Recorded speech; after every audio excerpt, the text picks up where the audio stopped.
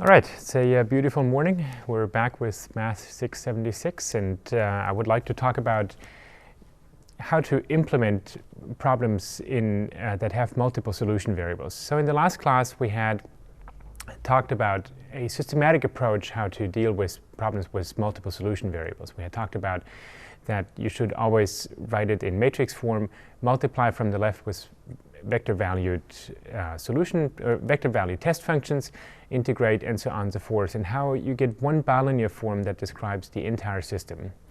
And so what I would like to do in this class is that I show you how this is implemented in deal.II. In particular, I would like to talk about the step 20 tutorial program that does these sort of things. So the topic of this class is the step 20 tutorial program. Is the first part of this. I'm going to come back in the next lecture to step 20 and talk about how to build linear solvers for this. But this is, for now, only about how to deal with the, let's say, finite element aspect of dealing with vector value problems. So what we're going to talk about is how to discretize a problem with more than one solution variable. And then, like I said, in the next lecture, I'll come back to the question of how to build linear solvers for this. So if you remember, the equation that we wanted to solve is the Laplace equation. So, or the mixed form of the Laplace equation. So it consists of two equations that contain a variable p and a vector-valued variable u. And you can think of this p as the pressure, let's say, in a porous medium. And u is the velocity of the fluid that flows in this medium. And the idea was that we say that the velocity is proportional to the gradient of the pressure. So u equals something like k times the gradient of p, and then we needed a minus sign, so u equals minus k times the gradient of p, because fluid flows from high pressure to low pressure, so in the direction of the negative gradient. And then we had a second equation that says that minus the divergence of u, that is the divergence of a vector field, is always something like a production or a source or a sink term. So minus the divergence of u equals minus f.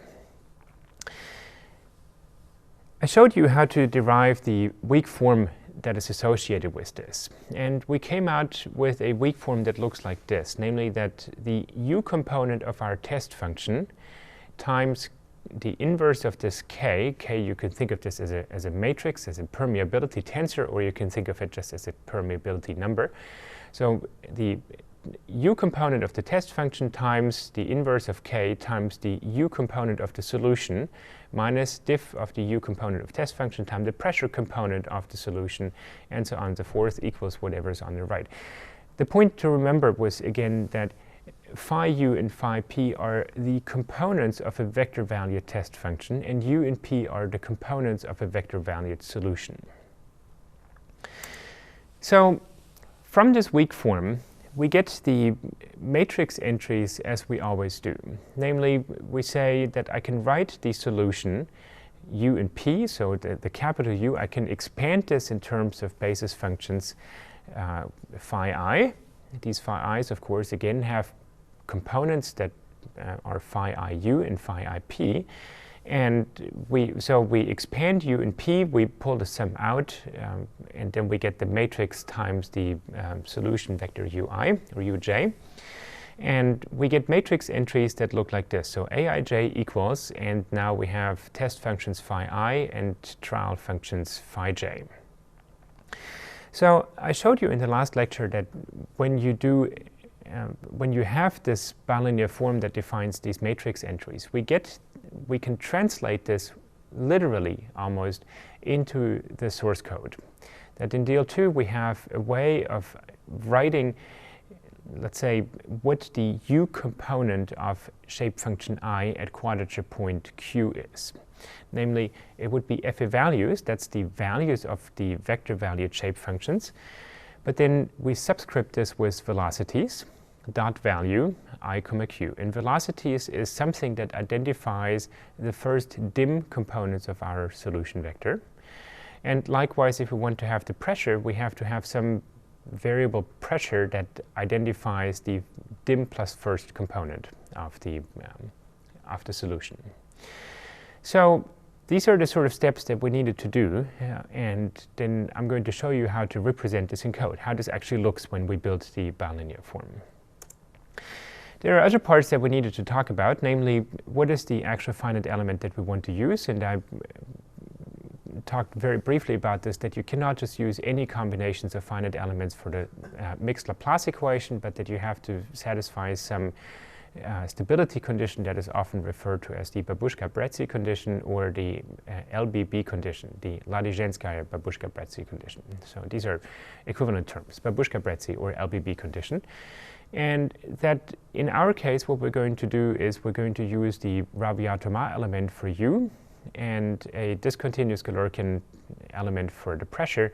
This is a pair of elements that have been shown to be stable, so that they satisfy this LBB condition.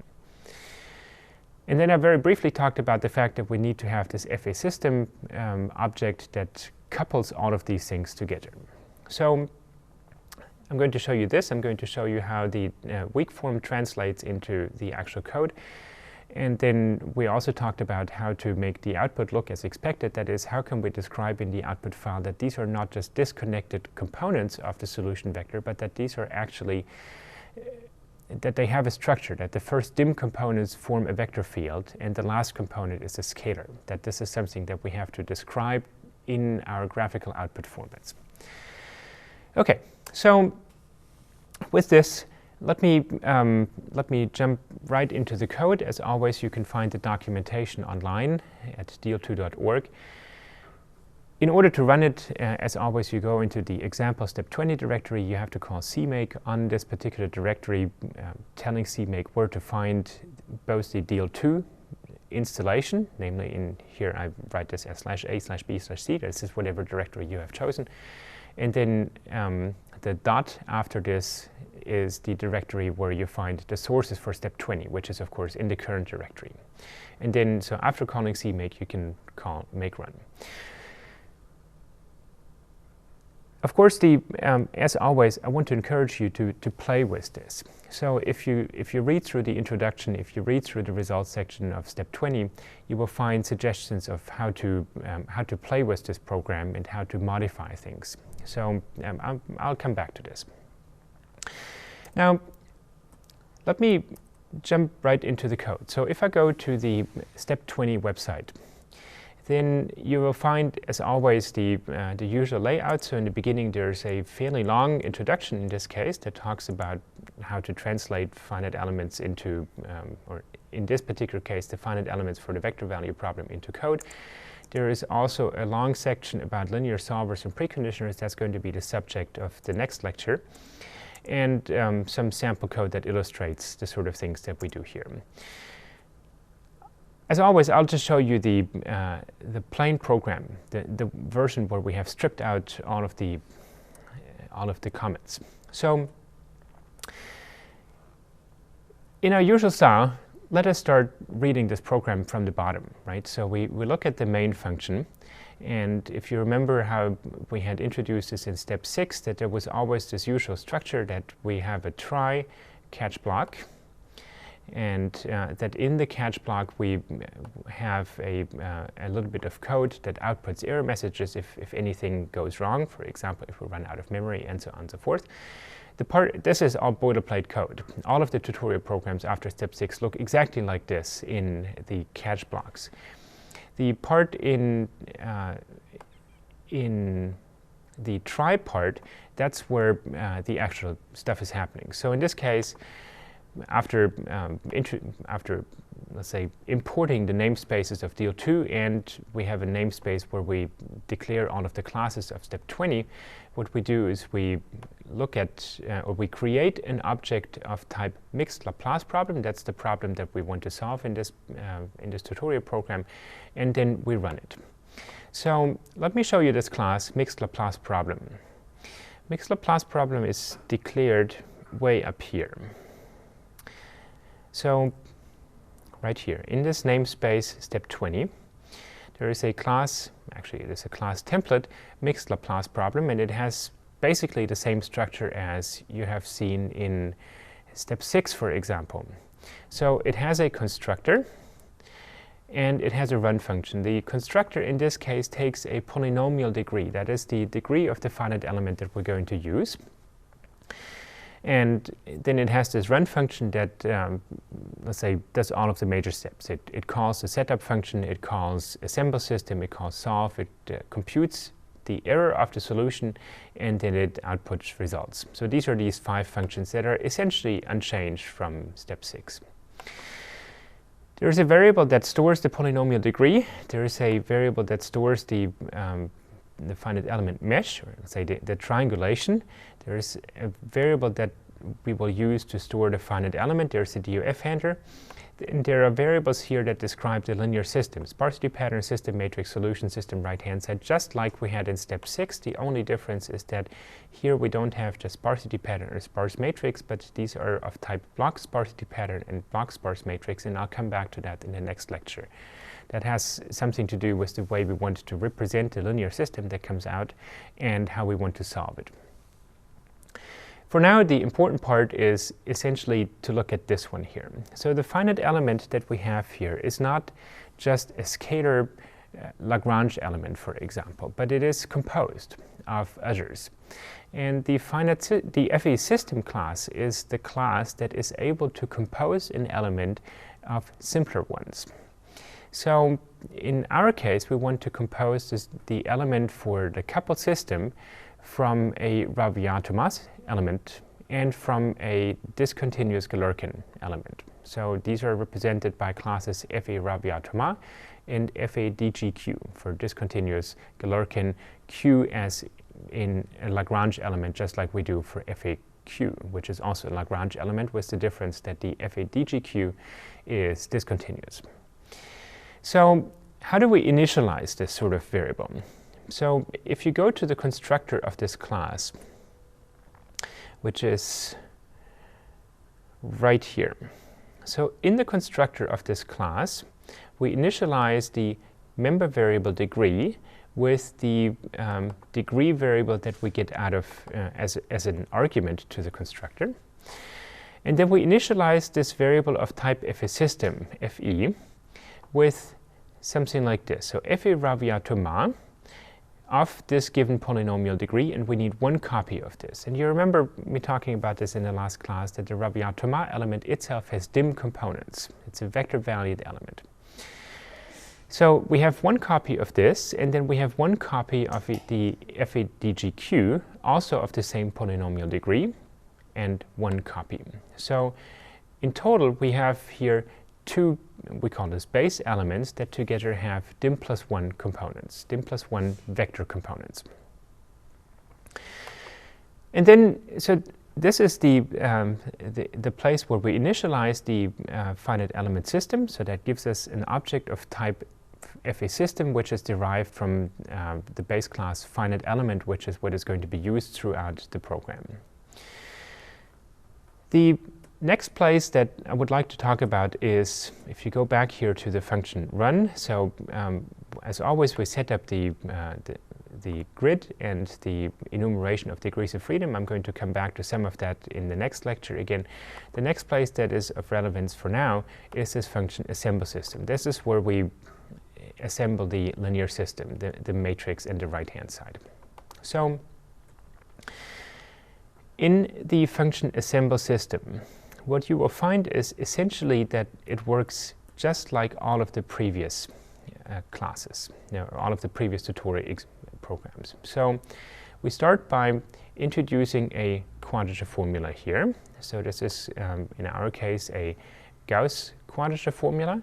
And we choose a polynomial degree plus 2. So this is appropriate because for the Rabiat-Thomas element, if we say that the degree of the Rabiat-Thomas element should be 0, for example, then that means that some of the shape functions actually are linear. This is sort of a historical vestige of how these elements are called. So we have linear shape functions for degree equals to 0.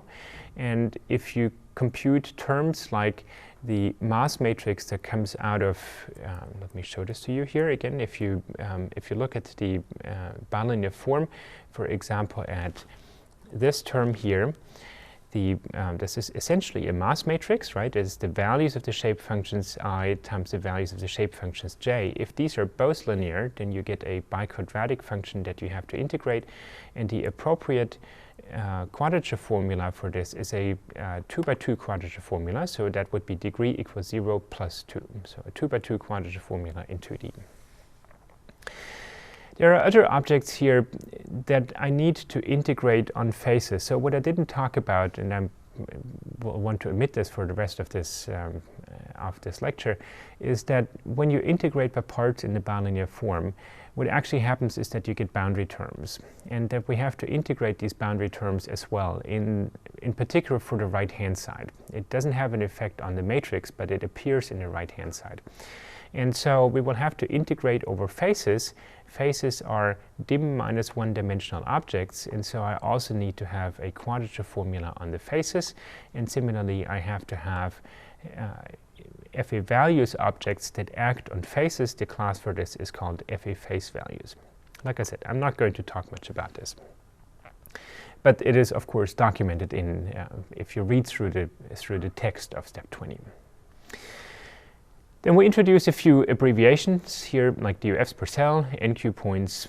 We have our variables local matrix and local right-hand side that will hold the local contributions of this particular cell that we integrate on. We have this variable local DOF indices that stores which are the global numbers of the degrees of freedom that live on this particular cell. And then we needed to work with this coefficient k to the minus 1. So in step 20, we use k, or we introduce a class that describes k to the minus 1 as a matrix valued function. So in general, if you look a little bit into the theory of porous media flow, k is what we call the permeability tensor. It tells you how easily fluid flows in particular directions, and you can imagine situations where fluids flow much more easily in x direction than in y direction. For example, if you have a piece of sandstone where there are cracks running from the left to the right. So this would be a case where this matrix K is anisotropic. That means that you have a higher permeability in x direction than in y direction. So K is a matrix. We introduce further up in this program a class that is called K-inverse. That is a class that can compute the inverses of these matrices K. And this could be a spatially variable coefficient. So the other thing that we have to do is that we have a vector of such tensors. So a tensor 2, dim would be a matrix. It has two indices. It has size dim by dim in this case.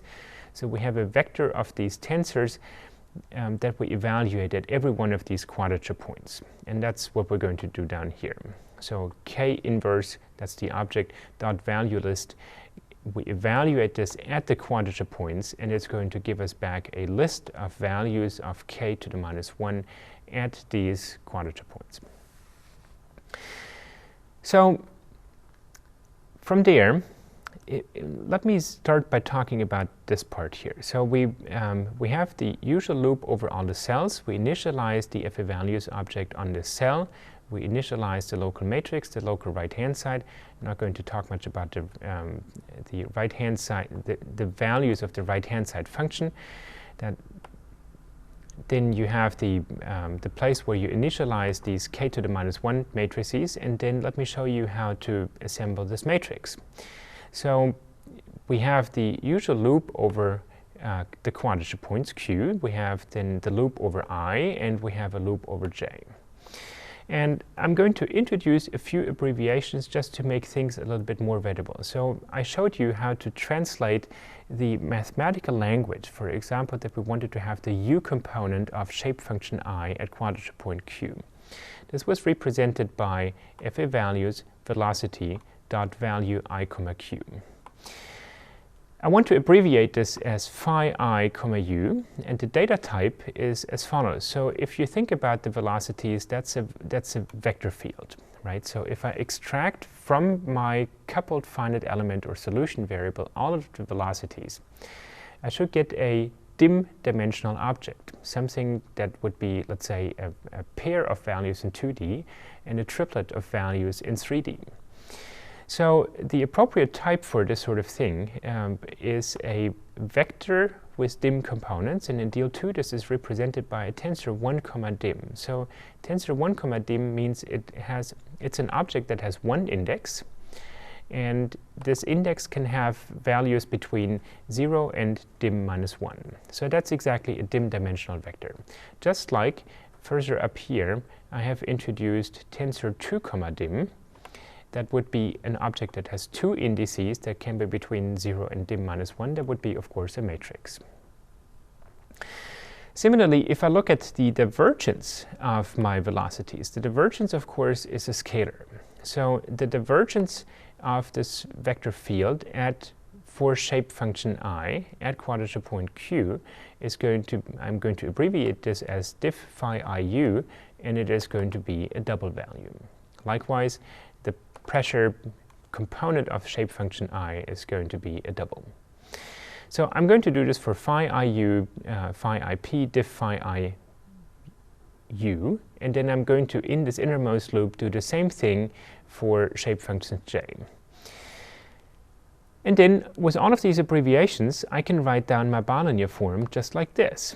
And you will remember that it looks exactly like we wrote it down in mathematical notation, right? It was phi IU times the inverse of this matrix times phi JU, minus the divergence of phi IU times phi JP, minus phi IP times the divergence of phi JU.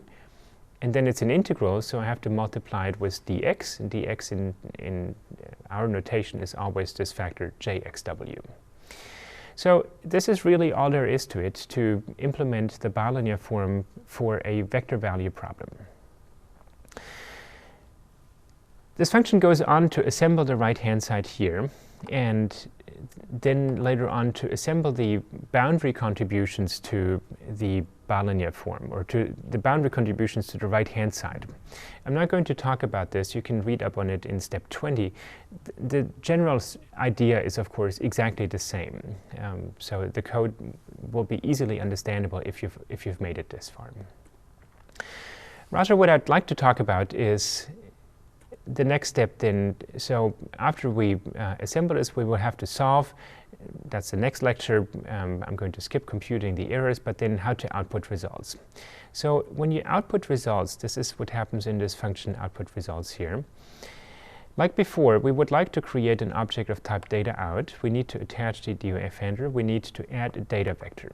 So the data vector here, of course, consists not only of a single scalar solution, but it actually has different components that we call u, v, and p in 2D, or in 3D it is u, v, w, and p, for example. Or you could call it ux, uy, uz, and p.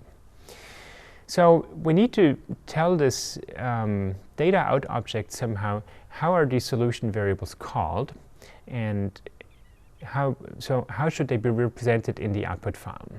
So what we do here is we create a vector of strings for these solution names, and then for each one of our dim+1 solution variables, we're going to push back to this vector a value. So pushing back means we just add an element to this vector or to this list.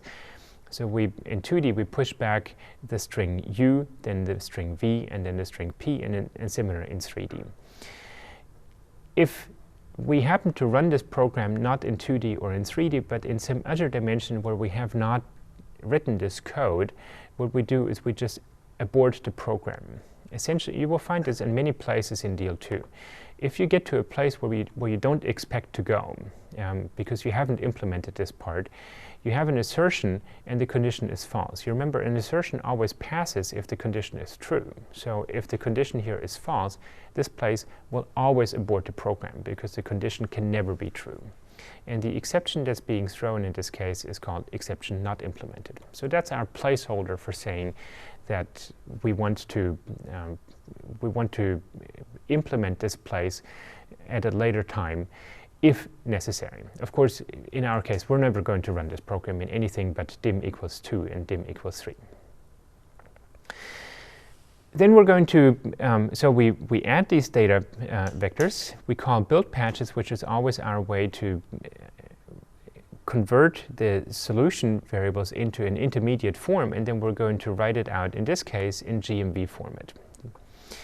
In between here, when we do this build patches call, there's an argument here that typically is 1. 1 means for every cell, represent this one cell in the output file as really one cell. But this build patches function can take an additional argument that says, okay, so you have this cell, but let's say I have a higher order finite element. Maybe it would be worthwhile to represent the solution more accurately. And it could be, for example, that we would want to say that every cell of our mesh should be represented by a 2x2 set of cells in the output file, or a 3x3, or a 4x4 set of patches, or let's say subcells. So, as I say, typically this argument is 1. That's the default value of it. If you click on build patches, you will find this. In our case, we would like to couple the number of subcells that are output per cell of the mesh to the polynomial degree. So I'm going to run this program for degree equals 0. That means that in this case, the argument is 1. That means every cell of the mesh is represented by exactly one cell in the output.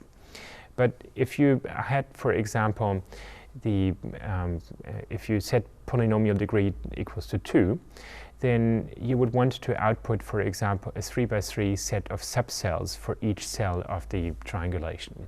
That's what this argument does. So then at the end we output this, and let me really quickly show you how to run this program. So I've already gone into the step 20 directory. I'm going to say cmake -d deal.II dir equals, I installed everything into this directory here. Dot is the current directory where the sources for step 20 are. So it's going to output this. It's going to give me a number of options how to run this. For example, it offers me to compile it in debug or in release mode. The default is in debug mode. So I'm just going to say make, and then I'm going to say make run when it's finally done. So make run.